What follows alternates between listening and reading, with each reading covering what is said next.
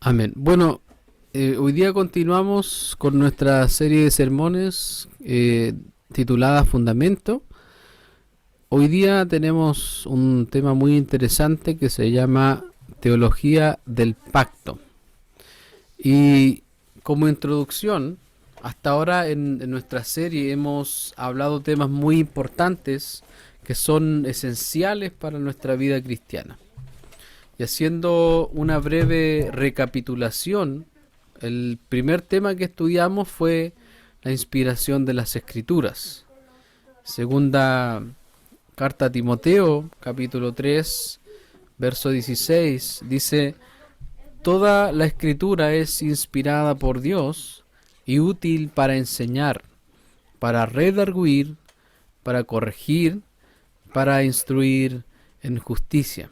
En este sermón hablamos de cómo se llegó a la lista de libros que tenemos hoy en nuestra Biblia y cómo el Señor preservó su palabra para que fuera la autoridad inerrante e infalible de su pueblo. Ese fue nuestro segundo tema. Las Escrituras que fueron exhaladas por Dios son inerrantes e infalibles. Por lo tanto, son nuestra autoridad, nuestra única regla de fe y conducta. Jesús dijo en Mateo capítulo 5, verso 18, porque de cierto os digo que hasta que pasen el cielo y la tierra, ni una jota ni una tilde pasará de la ley hasta que todo se haya cumplido. Nuestro tercer tema fue el Dios de las Escrituras, donde aprendimos acerca del carácter de Dios mediante Éxodo 3, cuando Dios llama a Moisés y enseña su nombre Yahweh, yo soy el que soy. Cuando Dios nos dice yo soy el que soy, Él está haciendo una diferencia entre Él y nosotros. Él es el ser supremo, y tú y yo, seres humanos. Dios es el ser. Solo Él es independiente, solo Él es eterno, sin principio ni fin. Solo Él tiene vida en sí mismo, solo Él existe por su propio poder, mientras que todo lo que nosotros somos es dependiente, tiene principio y fin, y obtenemos aliento de vida del poder del ser supremo.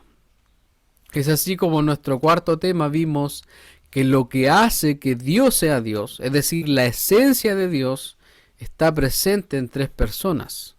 Por eso como iglesia histórica creemos en el Dios en tres personas. Y de estas tres personas nos enfocamos en dos sermones en la persona de Cristo, el Dios Hijo, verdaderamente Dios y verdaderamente hombre. De Cristo, Tomás exclamó al verlo resucitado: Señor mío y Dios mío. Él, al igual que todos los creyentes, creyó en solo Cristo.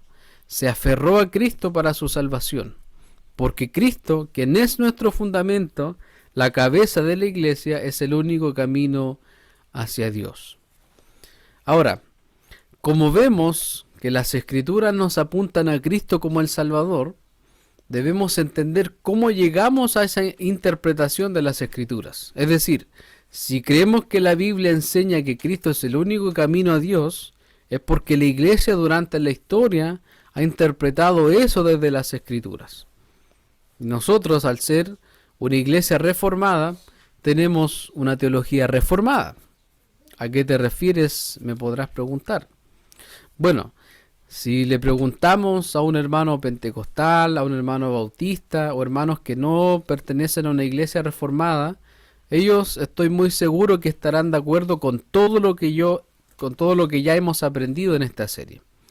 Pero cuando llegamos al concepto de teología reformada, es ahí donde las diferencias comienzan a aparecer. No estoy tratando a las demás iglesias de herejes ni nada de eso, pero la teología reformada, o también llamada teología del pacto, es lo que marca una gran diferencia en cómo entendemos las Escrituras. Por esto lo que abordaremos en algunos sermones será la exposición de manera clara y sencilla de lo que es la teología del pacto y cuáles son las implicancias de esto para nuestra vida diaria. Algo que mencionar es que tuvimos ya la serie de sermones de Romanos y Gálatas, donde hablamos mucho de teología del pacto. Y también hay que considerar que la teología del pacto abarca todas las escrituras. Por lo tanto, hay mucho material que no alcanzaremos a cubrir en un par de sermones. Además, este sermón no tiene el propósito de profundizar en los pactos principales que nuestra teología enseña, que son el pacto de obras, el pacto de redención y el pacto de gracia, sino que dedicaremos un domingo para cada uno de esos pactos y hoy veremos cómo el concepto de pacto aparece en las Escrituras. Pero lo que más nos debe quedar en claro es que en cualquier sermón vemos teología del pacto, porque es más que un concepto o lentes para interpretar, sino que podríamos considerar a la teología del pacto como el día a día de los hijos de Dios, de su pueblo, de la familia del pacto, e incluso el pacto alcanza, el pacto también aplica para los que no están en el pacto con Dios. Así que nos vamos directo a nuestro texto principal, aquí en Gálatas capítulo 3, verso 15. Y el primer punto que tenemos es: sentemos las bases. El teólogo R.C. Sproul dijo: la teología reformada es llamada teología de pactos porque ésta ve la estructura o el formato del pacto en la Biblia como un elemento crucial en el que todo el plan de redención funciona y se convierte en una especie de clave para comprender e interpretar el resto de las Escrituras. Si ustedes se dan cuenta, hermanos, a lo largo de todas las Escrituras, Dios está haciendo pactos con el hombre. Tenemos algunos ejemplos. El pacto que Dios hace con Adán y Eva. El pacto que Dios hace con Noé, al que llamamos el pacto noético, donde Dios pone su barco en el cielo como señal de ese pacto. Ahí en Génesis capítulo 9, verso 11, le dice Dios a Noé: estableceré mi pacto con vosotros y no exterminaré ya más toda carne con aguas de diluvio, ni habrá más diluvio para destruir la tierra. Tenemos también el pacto que Dios hace con Abraham, el pacto abrámico. Tenemos el pacto que Dios hace con Moisés en el monte Sinaí, el pacto mosaico, o sinaítico también que se le llama. Tenemos también el pacto que Dios hace con David, el pacto davídico. Esos son algunos de los pactos que las Escrituras revelan y lo hacen para enseñarnos, como dijo Sproul, de que el pacto en la Biblia es un elemento crucial en el que todo el plan de redención funciona. Nuestro primer verso que tenemos, el apóstol Pablo dice: hermanos, hablo en términos humanos. Un pacto, aunque sea de hombre, una vez ratificado, nadie lo invalida, ni le añade. Esta es primera vez que Pablo habla del concepto de pacto en la carta de Gálatas, y toma relevancia en la carta debido a que el anhelo del apóstol era explicar también el carácter de Dios, que lo vemos reflejado en los pactos que vemos en las Escrituras. Pablo también tenía esa comprensión de las Escrituras. Y en el capítulo 3 de Gálatas está hablando del pacto que Dios hizo con Abraham. Y sin duda alguna, si queremos conocer a Dios, necesitamos sí o sí analizar el porqué de los pactos que Él estableció, porque finalmente son estos pactos los que nos llevan a entender el panorama completo del Evangelio en las Escrituras. Por eso el apóstol Pablo comienza haciendo una ilustración. Él pone un ejemplo de la vida cotidiana y dice: un pacto, aunque sea de hombre, una vez ratificado, nadie lo invalida ni le añade. Él habla de un pacto. Pensemos en un simple pacto firmado ante notario, donde tal persona se compromete a dar o prestar un servicio u otro. Ahí se establecen las condiciones y las personas se comprometen a cumplir con lo acordado, si no, serán sujetos a las consecuencias. El matrimonio es un pacto donde marido y mujer se comprometen a ser fieles el uno al otro y estar ahí en las buenas y en las malas. También el matrimonio tiene una señal que es el anillo. Un contrato de trabajo es un pacto donde tanto el empleador como el empleado se comprometen a cumplir ciertos acuerdos. Perdón. Y aquí lo que el apóstol quiere enfatizar es que si esas cosas, hermanos, los pactos, los acuerdos que se hacen en esta vida, que una vez se ratifican, se firman, se confirman, nadie los puede invalidar o añadirle algo, ¿qué más será un pacto hecho por Dios? Qué buena pregunta, ¿no? Si hay hombres, hermanos, que en esta vida cumplen con sus pactos, si tu empleador te deposita el sueldo en la fecha establecida en el contrato, ¿cuánto más cumplirá Dios sus pactos? El libro Introducción a la Teología del Pacto de Alejandro Viveros dice: la teología del pacto es importante, pues que sin ella la Biblia no es más que un conjunto de doctrinas en un libro antiguo. Pauso la cita. Es decir, sin la teología del pacto solo tenemos un grupo de creencias, la Trinidad, la doble naturaleza de Cristo, los atributos de Dios, la salvación, entre otras. Pero, continúo la cita, la teología del pacto construye los puentes entre testamento y testamento, entre libros y libros, entre doctrinas y doctrinas. La teología del pacto nos da los porqués y para qué de la historia de la redención. Sin la teología del pacto, los pactos que Dios ha hecho solo quedan como lindas historias, pero todas desconectadas. Noé y el arco en el cielo, Abraham y su heredero imposible, Moisés el gran libertador, David y su reino majestuoso, etcétera, etcétera, etcétera. Y decimos los pactos que Dios ha hecho, porque aunque se parecen en algo a los pactos que hacemos en la tierra, son obviamente totalmente diferentes a los nuestros, porque el autor de estos pactos es el yo soy el que soy, y los pactos que estaremos profundizando en estos sermones tienen 5 elementos en común. Primero, las partes contratantes, que son las partes entre quienes se realiza el pacto. También está la promesa del pacto. Son lo que una de las partes ofrece a la otra parte. La condición son lo que una de las partes requiere de la otra para otorgar lo prometido.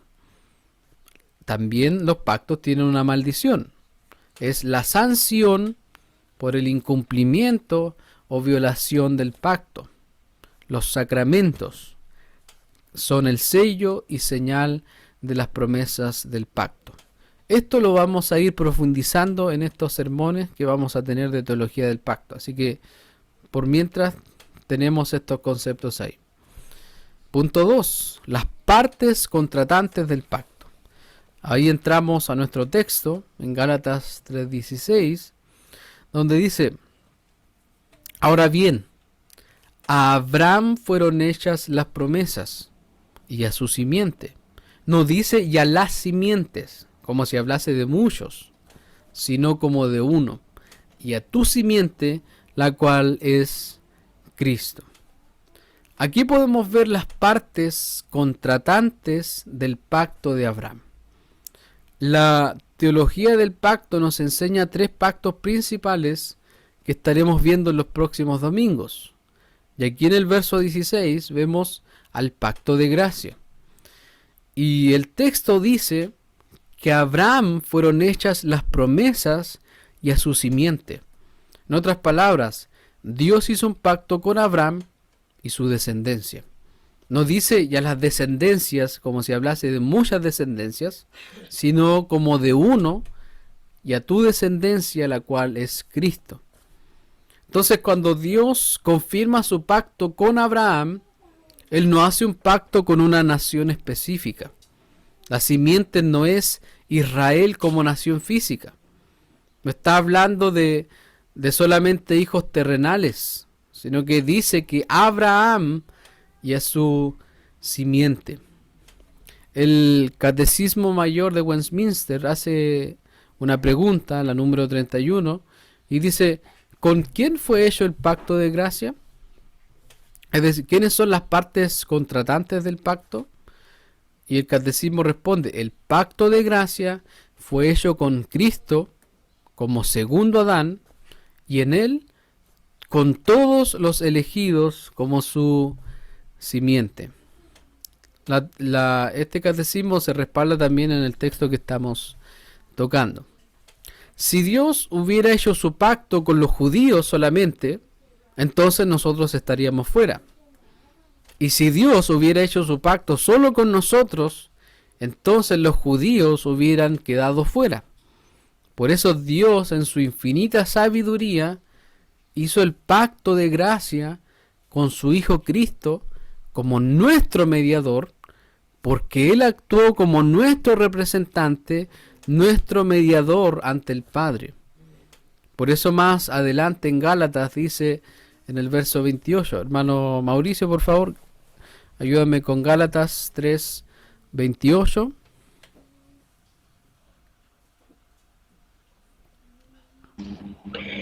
Ya no hay judío ni griego, no hay esclavo ni libre, no hay varón ni mujer, porque todos vosotros sois uno en Cristo Jesús. Amén. Entonces, nuestro Dios hizo el pacto y las promesas de este pacto son efectivas en su Hijo, para que, como dice Gálatas 3:9, de modo que los de la fe son bendecidos con el creyente Abraham. Hermanos, el pacto de gracia lo vemos durante todas las escrituras, porque la única forma de salvación es por medio de Cristo. Sin la teología del pacto, podríamos estar viendo en el Antiguo Testamento a gente salvándose por sus obras. Abraham se portó bien y fue salvo. Abraham soportó todas las pruebas que el Señor le envió, llevó a su hijo ahí al monte de Moriah para sacrificarlo y por eso fue salvo. Pero no dice eso, sino que la Escritura, fíjense lo que dice ahí en Gálatas 3:8. Dice, y la Escritura, previendo que Dios había de justificar por la fe a los gentiles, dio de antemano la buena nueva a Abraham, diciendo, en ti serán benditas todas las naciones. Además, en nuestro sermón pasado, aprendimos que Hechos 4:12 dice, y en ningún otro hay salvación, porque no hay otro nombre bajo el cielo dado a los hombres en que podamos ser salvos. Es decir, la teología del pacto, hermanos, nos ayuda a entender que todos los que han sido salvos en la historia han sido salvos porque han creído en Jesús. Entonces, al Dios hacer su pacto con Abraham, le dio el Evangelio. Por eso dice, le dio de antemano la buena nueva a Abraham. La buena noticia se la dio de antemano al patriarca y junto con él la promesa del pacto. Aquí llegamos a nuestro punto 3, las promesas del pacto. Yo ahora quiero enfocarme en la primera parte del verso 16, que dice, ahora bien, a Abraham fueron hechas las promesas. Al revisar las escrituras, vemos que Dios le hizo promesas a Abraham, promesas contenidas en su pacto. Y aquí le pido a nuestro hermano Javier que pueda leer Génesis capítulo 12, verso 7. Nuestro hermano Mauricio, Génesis 13:15 Y nuestro hermano Alfredo, Génesis 15:5. Todas las citas ahí en Génesis. Mi hermano Javier, Génesis 12:7. Hermano Mauricio, Génesis 13:15. Y hermano Alfredo, Génesis 15:5. Dale lectura nomás, hermano Javier. Amén. Y apareció Jehová a Abraham y le dijo: a tu descendencia daré esta tierra. Amén. Y edificó allí un altar a Jehová que le había aparecido. Amén. Génesis 13:15. Porque toda la tierra que ves la daré a ti y a tu descendencia para siempre. Y lo llevó fuera y le dijo: mira ahora los cielos y cuenta las estrellas, si las puedes contar. Y le dijo: así será tu descendencia. Amén, gloria a Dios. Si ustedes se dan cuenta, en varias ocasiones el Señor hace estas promesas a Abraham. De ahí Dios le dice: a tu descendencia daré esta tierra, o que su descendencia sería como las estrellas del cielo. Si nosotros tratamos de interpretar estas promesas sin la teología del pacto, entonces nos centraremos en la nación de Israel. Y diremos: sí, bueno, Israel es el pueblo escogido de Dios, ellos son el reloj de Dios, y ahora están en una tierra donde sufren porque son los elegidos de Dios. Pero la teología del pacto nos ayuda a ver que las escrituras no se enfocan ni en Israel ni en los gentiles, sino, como hemos dicho, el pacto en la Biblia es un elemento crucial en el que todo el plan de redención funciona. El libro Partícipes en el Pacto de Andrew Kuyvenhoven dice: la doctrina del pacto es el hilo de oro que hilvana la Biblia completa en una sola y consistente revelación de Dios, el cual reveló de forma suprema su gracia salvadora en su Hijo, la cabeza y el mediador del pacto. Recuerden eso, la doctrina del pacto es el hilo de oro que hilvana la Biblia completa en una sola y consistente revelación de Dios. Hermanos, si Dios cumplió sus promesas de dar la tierra prometida a Israel, lo hizo con un propósito. Pero en las promesas del pacto no solo hablamos de cosas terrenales, ni hijos sanguíneos, ni territorios, sino que todo eso apunta a algo más grande aún.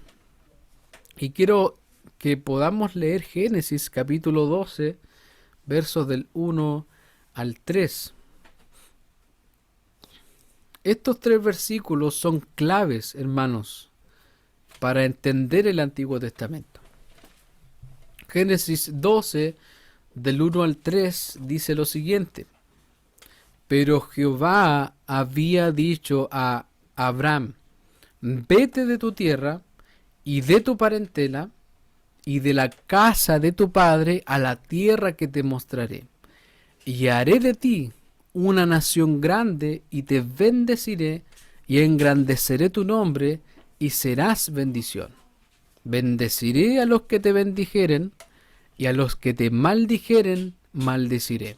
Y serán benditas en ti todas las familias de la tierra. El libro Partícipes en el Pacto también dice que en estos 3 versículos la totalidad del Antiguo Testamento está allí. ¿Por qué?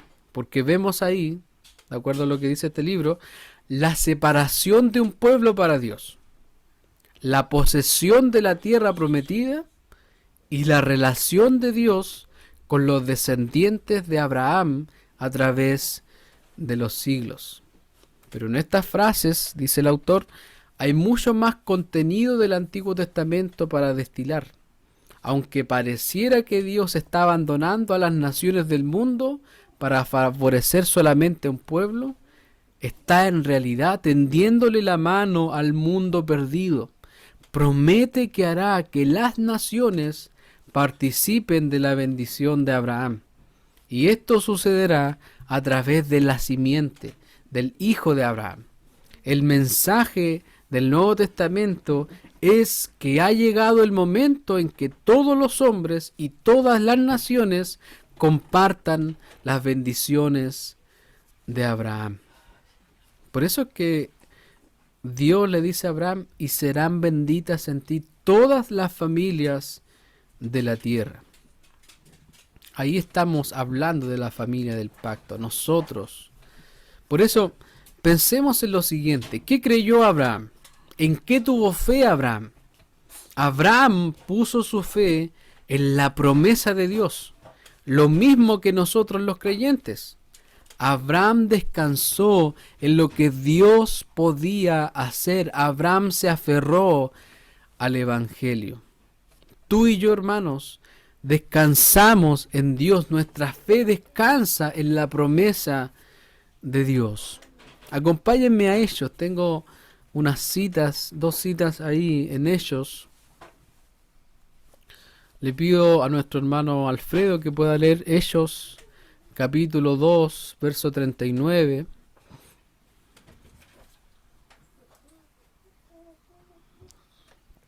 Hechos capítulo 2, verso 39. Y luego vamos a ir a Hechos capítulo 13. Así que, hermano Alfredo, cuando lo tengas, le puede dar lectura.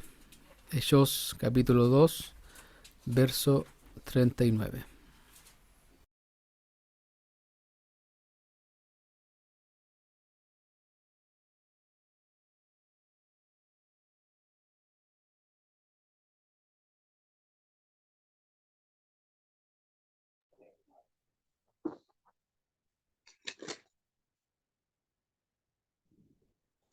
¿Verso cuánto era? 39. Ya. Porque para vosotros es la promesa, y para vuestros hijos, y para todos los que están lejos, para cuantos el Señor nuestro Dios llamaré. Amén. Amén. Y en Hechos 13, del 17 al 23, miren miren este resumen de alguna forma del contenido del Antiguo Testamento. Hechos 13 del 17 al 23 dice: el Dios de este pueblo Israel escogió a nuestros padres y enalteció al pueblo, siendo ellos extranjeros en tierra de Egipto, y con brazo levantado los sacó de ella, y por un tiempo como de 40 años los soportó en el desierto. Y habiendo destruido 7 naciones en la tierra de Canaán, les dio en herencia su territorio. Después, como por 450 años, les dio jueces hasta el profeta Samuel. Luego pidieron rey, y Dios les dio a Saúl, hijo de Cis, varón de la tribu de Benjamín, por 40 años. Quitado éste, les levantó por rey a David, de quien dio también testimonio diciendo: he hallado a David, hijo de Isaí, varón conforme a mi corazón, quien hará todo lo que yo quiero. De la descendencia de éste y conforme a la promesa, Dios levantó a Jesús por Salvador a Israel. Nuestra fe, la fe de todos los creyentes de todos los tiempos, ha descansado en la promesa de Dios de redimirnos, salvarnos a través de la segunda persona de la Trinidad, Jesús. Cuando Dios le dijo a Abraham: bendeciré a los que te bendijeren, y a los que te maldijeren maldeciré, y serán benditas en ti todas las familias de la tierra, lo que le estaba diciendo era: los que bendigan a Cristo serán bendecidos, y los que maldigan a Cristo serán maldecidos. Sea judío o no, el problema de los hombres no es si son judíos sanguíneos o no, sino que no creen en Cristo, porque en Cristo solamente hay redención, solo en Él hay bendición. Mientras tenemos a un sector de la iglesia que está fijando sus ojos en estos momentos en la nación de Israel, déjame decirte que Dios ha fijado sus ojos en todas las familias de la tierra a través de sus promesas. Si los israelitas tienen problemas, es al no creer en el Hijo. Y si cualquier nación del mundo tiene un problema, es porque no han creído en Cristo. Hermanos, el pacto de Dios contiene la promesa firme de redimir a los creyentes por la obra perfecta de Cristo. Y Dios lo que ha hecho es darnos su palabra. Esto es lo que ha hecho el Señor. Él ha dado esta palabra y nos ha dicho, toma, este es mi pacto. Y yo creo que todos aquí al entrar a un trabajo estamos interesados en firmar nuestro contrato y que el empleador lo firme. Muchas veces hay semanas y semanas en el que el trabajador no firma su contrato, no le han renovado el contrato y hay mucha incertidumbre. Pero Dios, hermanos, nos da su pacto firmado por su propia mano en las Escrituras. Y no solo nos da su revelación escrita, sino que cuando Jesús viene, Él viene como el Verbo, la palabra de Dios encarnada. Es decir, no solo tenemos las Escrituras para aprender del pacto de Dios y su promesa, sino que su promesa está en Cristo pisando este mundo. Y antes de que nuestro Señor le dijera al Padre en la cruz, todo está cumplido, el Salvador reúne a sus discípulos para celebrar la Pascua y en medio de aquella fiesta solemne, luego de haber tomado el vino y dado a sus discípulos, les dice, esto es mi sangre del nuevo pacto, que por muchos es derramada para remisión de los pecados.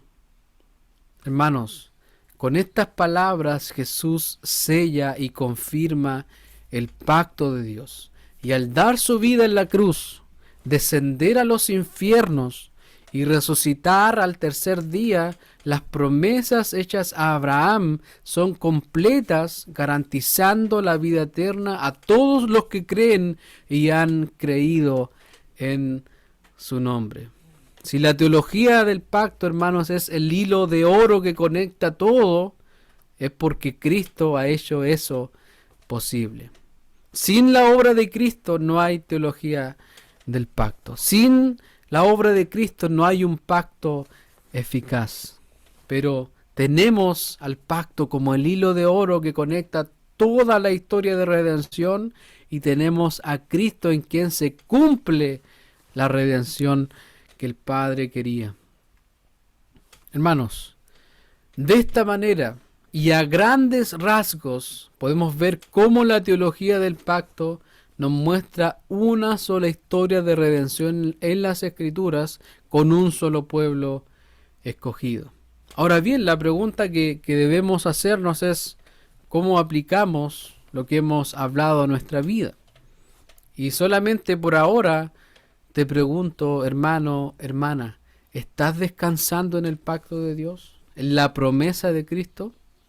Tú puedes gritar, sí, amén. Pero mira en esta mañana, miremos nuestra vida en esta mañana y pensemos cómo estamos viviendo nuestro día a día. Quienes han puesto su fe en Cristo para salvación, como Abraham, son hijos de Dios, son ciudadanos de un pueblo. Descansar en la promesa del pacto no es un instante en nuestra vida, no es el momento en el que creímos en el Señor y ya, sino que toda nuestra vida debemos descansar en la obra de Cristo. Hay muchas personas que dicen, no, yo ya hice mi oración, yo ya creí en el Señor, pero la verdadera fe es que sigues teniendo fe en el Señor. Y hacer eso nos identifica como miembros de la familia del pacto de Dios. Descansar en Cristo es cumplir lo que Cristo nos dice ahí en Mateo capítulo 11, versos del 28 al 30, cuando Él dice, venid a mí, todos los que estáis trabajados y cargados, y yo os haré descansar. Llevad mi yugo sobre vosotros y aprended de mí, que soy manso y humilde de corazón, y hallaréis descanso para vuestras almas, porque mi yugo es fácil y ligera mi carga. ¿Estás trabajado y cargado? Alguno podría decir, no, porque dormí bien ayer, pero no habla de eso. ¿Hay un día, hermanos, hay algún día en nuestra vida que no estemos trabajados y cargados? Cada día hay cargas que llevar, debilidades, tentaciones que enfrentar. Y aquellos que están en el pacto con Dios por Cristo se caracterizan por descansar en Cristo, no en ellos, no en lo que el mundo nos ofrece, no en ideologías baratas, no en evangelios de acuerdo a nuestra pinta, sino que descansamos en Cristo. ¿Cómo? Llevando su yugo sobre nosotros. Qué paradoja. O sea, yo quiero descansar, quiero relajarme. Y el Señor te dice, no, lleva tu yugo sobre mí. Llevar un yugo muchas veces no es descanso, pero el Señor nos está diciendo que la única forma de descansar es llevando su yugo sobre nosotros. ¿Y de qué forma lo haremos? Aprendiendo de Él, de su carácter. Aquellos que están unidos con Dios por medio de su pacto caminan mirando a Cristo y deseando diariamente ser como Él, como aquel que pagó la deuda que teníamos con el Padre. Jeremías 31:33. Porque, hermanos, lo vuelvo a repetir, la teología del pacto está en toda la Escritura.